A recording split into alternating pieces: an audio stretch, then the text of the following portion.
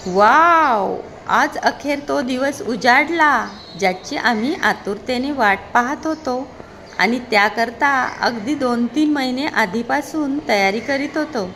तर मंडळी, आमचा बेत होता अमरनाथ यात्रेचा आणि सर्व लेडीज प्रथमच एवढे दूर प्रवासाला जाणार होतो। तशी घरच्यांची परवानगी खूपच लाडीगोडी करून मोठ्या मुश्किलीने मिळवली आणि काय विचारता, आमच्या आनंदाला पारावारच राहिला नाही। मग एप्रिल मे मध्ये रजिस्ट्रेशन आणि मेडिकल करण्यास सुद्धा आम्ही तेवढेच कष्ट घेतले। मे जून मध्ये शॉपिंग करून शेवटी आज आम्ही निघालो आहोत अमरनाथ यात्रेला। असे ऐकले होते की खरोखरच भारतातील अतिशय कठीण यात्रा आहे, पण आम्ही आमच्या निश्चयावर ठाम होतो। आम्ही सर्व मैत्रिणी मुंबई सेंट्रल विमानतळावर एकत्र आलो आणि आता सुरू झाला आहे आमचा विमान प्रवास। तर हे बघा, आम्ही या विमानाने चाललो आहोत। हे मुंबई सेंट्रलचं विमानतळ आहे आणि येथील जी सिनरी आम्ही टिपलेली आहे ती म्हणजे हळूहळू विमानातून निघते आहे आणि बाहेरचा जो विमानतळाचा भाग आहे तो किती छान दिसतो आहे बघा। आम्हाला खूप मज्जा वाटत होती आणि डोक्यात एकच विचार येत होता की आता पुढे काय करणार आहोत, आपण कसे जाणार आहोत। आपल्या घरच्यांपासून आपण तर खूपच दूर निघालो आहोत आणि जेव्हा विमानाने आकाशाकडे उडान घेतले, वाव, किती सुंदर सिनरी बघा। अगदी त्या ढगांच्या पलीकडे गेलो आणि जुलै महिना होता, त्यामुळे पावसाळ्याचे आकाशामध्ये छानपैकी ढग जमलेले होते, काळे पांढरे ढग। पण विमान गेला आहे आता त्याच्याही पलीकडे आणि आम्हाला जाणवलं आहे की पूर्णपणे ढगांचा एक गालिचा तयार झाला आहे आणि त्या ढगांच्या पलीकडे सुद्धा एवढे सुंदर निळेशार आकाश आहे। आमचे तर मन इतके मोहित झाले की असेही असू शकते की आपल्याला पृथ्वी तलावरून दिसणारे निसर्ग काही वेगळेच असते। आणि आकाशात उडान घेतल्यानंतर आज विमानाने आम्ही तसे दुसऱ्यांदा प्रवास करत होतो, पण पावसाळ्यातली प्रवास काही वेगळाच असतो।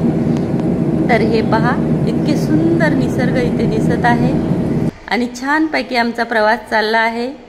विमानामध्ये आम्हाला जाणवतही नाही आहे की आम्ही किती हळूहळू पुढे। आता बघा, आम्ही उतरलो आहोत श्रीनगरला आणि श्रीनगरवरून आमची यात्रा सुरू होत आहे पहलगामला। पहलगाम इथे आमचं विश्रांती स्थळ असणार आहे। छानपैकी इथे सुद्धा पावसाळ्याची हिरवी चादर, हिरवा गालिचा, या पृथ्वीने किती सुंदर हिरवा शालू परिधान केल्याप्रमाणे आजूबाजूची सिनरी दिसत आहे आणि आमचा सर्व प्रवास खूपच छान, सुंदर आणि गप्पा करत चाललेला आहे। आणि पुढे काय करायचं त्याचं प्लॅनिंग, तिथे काय काय असते त्याबद्दल एकमेकांशी सुसंवाद साधत आणि त्या निसर्गाचे छानपैकी आस्वाद घेत आम्ही पुढे पुढे जात आहोत आणि थोड्याच वेळात आता आम्ही पहलगामला पोहोचणार आहोत।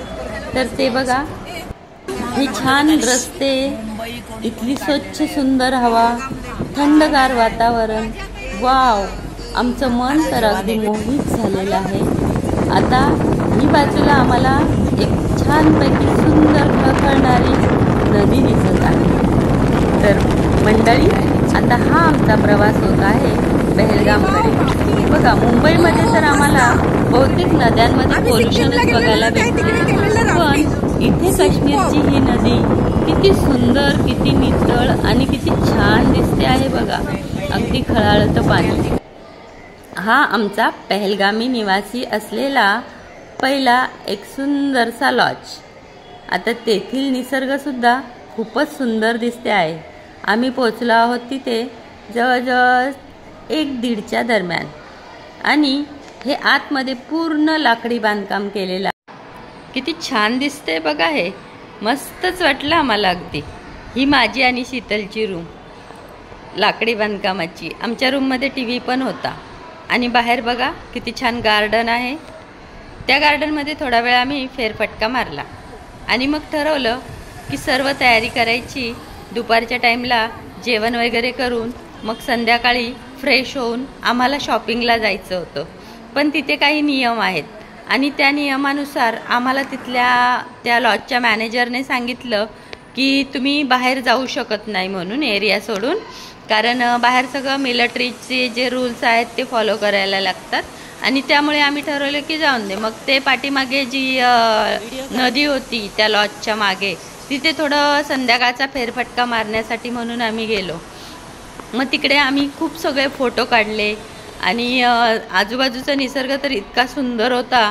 ती पांढरी शुभ्र स्वच्छ दुधासारखी फेसाळती नदी, ते डोंगर आणि आकाशातून ते डोंगरावरती ढग जे उतरलेले होते ना, ते तर अरे बापरे, असं वाटत होतं की खरोखरच आपण स्वर्गात आलो आहोत की काय. म्हणजे काश्मीरची शान काही औरच आहे. उगच नाही आपण त्याला अगदी नंदनवन किंवा स्वर्ग असं म्हणतो. तर आम्हाला खूप मज्जा आली. ॲक्च्युली तिथे आम्हाला फिरण्यासाठी जवळजवळ 1-1.5 तास मिळाला होता आणि आम्ही खूप वेळ तिथे फिरलो, फोटो काढले, त्या पाण्यामध्ये थोडं खेळलो, पण आम्हाला खूप मज्जा वाटत होती. आणि त्यानंतर मग आम्हाला म्हणजे त्या दिवशी तर अमरनाथ यात्रेचा पुढचा प्रवास करायचा नव्हता, कारण आमचे काही सहकारी होते ते जम्मूवरून येणार होते आणि ते दुसऱ्या दिवशी येणार होते.